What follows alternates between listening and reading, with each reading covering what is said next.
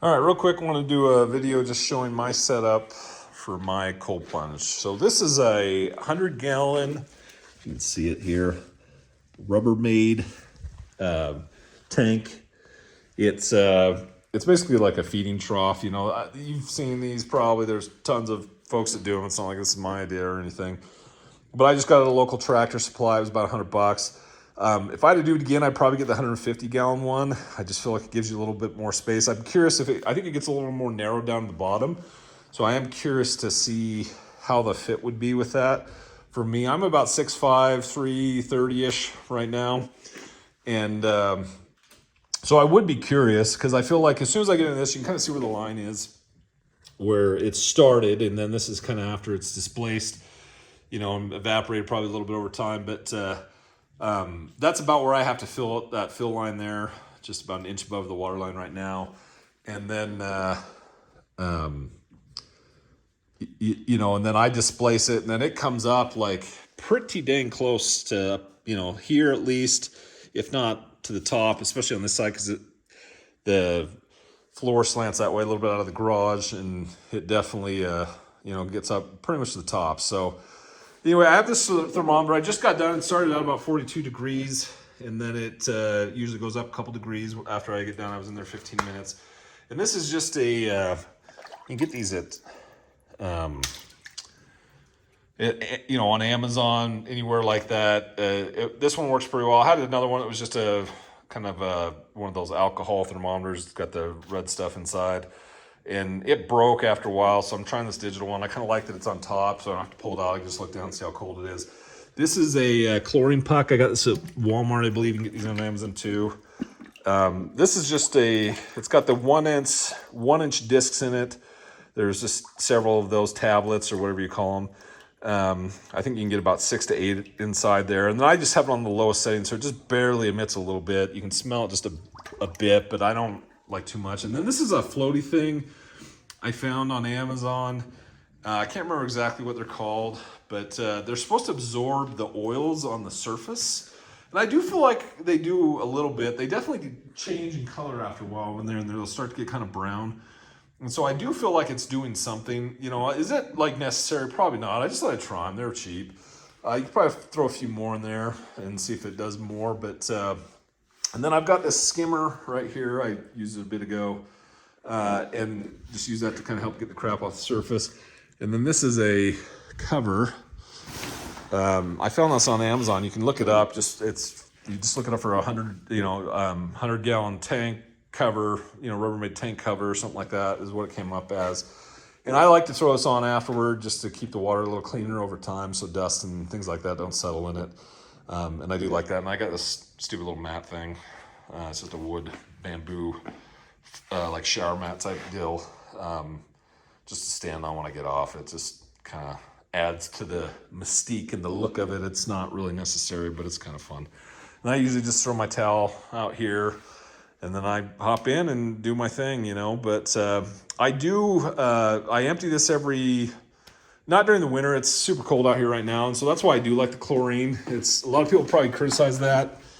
Just looking outside, it's pretty dang cold right now, and so it's freezing outside, and so, you know, it's just not something I can do a lot during the winter, especially. And so that's why I do like to have that chlorine puck in there to kind of keep the water just a little cleaner. Not as necessary when it's getting a little warmer, and I can switch out the water every, you know, week or two. I feel like it's not as big a deal. But anyway, at some point I'll upgrade that to some kind of ozone filter or some other filter. You can see it's got little floaties, and it even has like kind of I feel like some ice is just a little bit building up. Not ice, but just like almost some slush. Let me show you what I used to empty this with. It's over here. So it's this little Draymond pump thing here. I got this at Harbor Freight. It was probably about $40 or something like that. Maybe it was 30. But you just drop that in there with the hose attached. I use this hose right here, and I throw it in, and it takes 15 to 20 minutes to drop out, you know, and then I just run that out to drain and drain it, and then I get my hose and I fill back up again. I'll usually take this outside. I like to spray it out, kind of get any of that residue out, any of the chlorine that might have settled, and then I'll fill it back up. But yeah, you know what, for a very base model, I'm probably into this. I'd say, you know, with all the little extras for the tank, for the chlorine puck and the chlorine and the thermometer and this and, you know, my skimmer and that, I'm probably $200 to $250 and also the drain. So I feel like for a base starting point, you can definitely do that.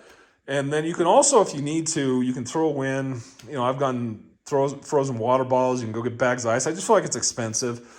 During the summer, I didn't really cold plunge. I just mostly did cold showers. I'd like to eventually get a chiller and go that route. But I feel like if you're going to get a chiller and you're going to start building a nice cold plunge, this is still a great starting point because you can still get a pump, you can still get the filters, you can still get the chiller, and you could still build a really cool cold plunge and have those things, attach it to this, you know, even just like hang them over through some kind of hose or something like that, and you could still accomplish the same thing. And you can turn around. I see these tanks for sale sometimes on Facebook.